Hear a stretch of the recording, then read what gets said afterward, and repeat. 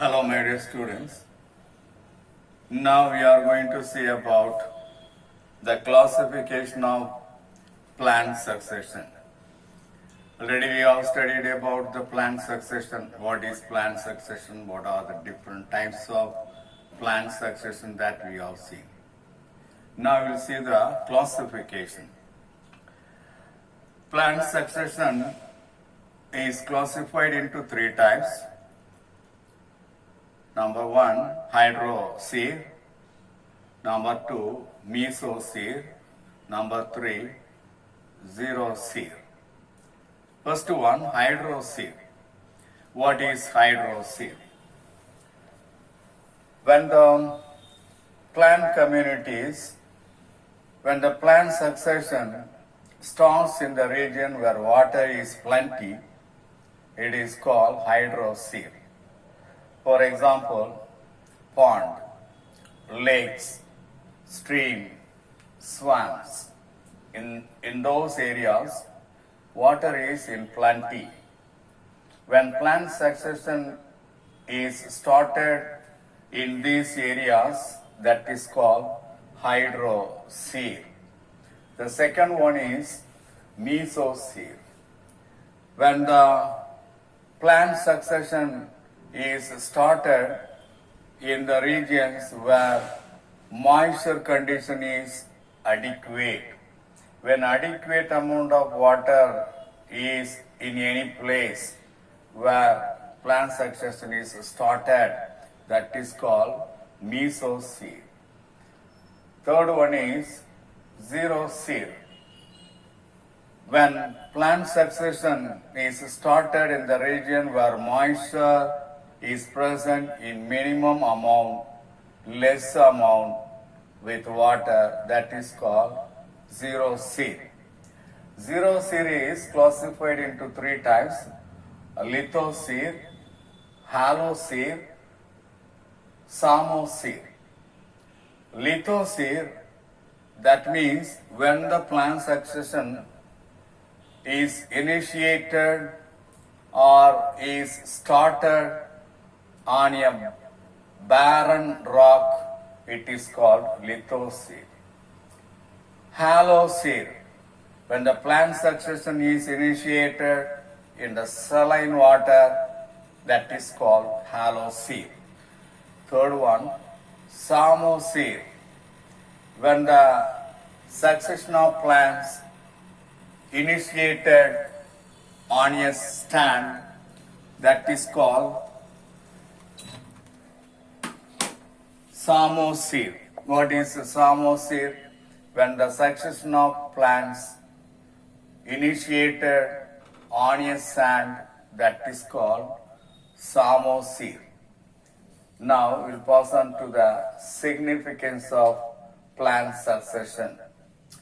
Succession is a dynamic process, hence ecologists can study the several stages of a plant community found in a particular area. Second, the knowledge of ecological succession helps to understand the controlled growth of one or more species in a forest. Utilizing the knowledge of succession, even dams can be protected by preventing siltation. What is siltation? It is a process of blocking of sand in the water body. It is accumulation of salt particles in any water body, that is called siltation. When siltation takes place, we have to remove the silt particles. தமிழ்ல என்ன சொல்லுவாங்க? தூர்வாருதல்.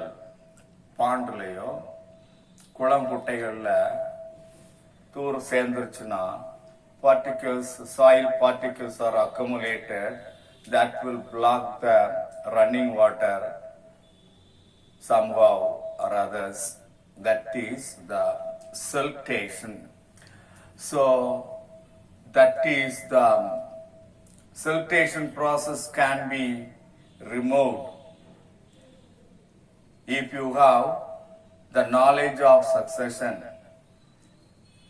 that it gives information about the techniques to be used during reforestation and afforestation.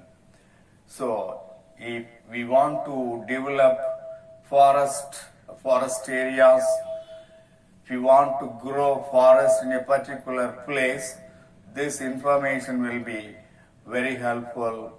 It gives information about the techniques to be used for the formation of forest, that is reforestation and afforestation. It helps in the maintenance of pasture. Pasture means field or land covered with grass where cows or cattle can feed. Cattle feed is taking place in a particular place, that is pasture. Plant succession helps to maintain species diversity in an ecosystem. So, we can maintain the diversity of the species in plants. Diversity means different kinds of plants. We have to maintain different kinds of plants. So for that, the plant succession will be very helpful. Primary succession involves the colonization of the habitat of an area devoid of life. That is, pattern of diversity during succession are influenced by resource availability and disturbance by various factors. Secondary succession involves the re-establishment of a particular plant community in disturbed area or habitat. Finally, forest and vegetation that we come across all over the world are the result of plant succession. So these are all some of the significance of plant succession. Now we have seen about classification of plant succession and significance of plant succession. That's all.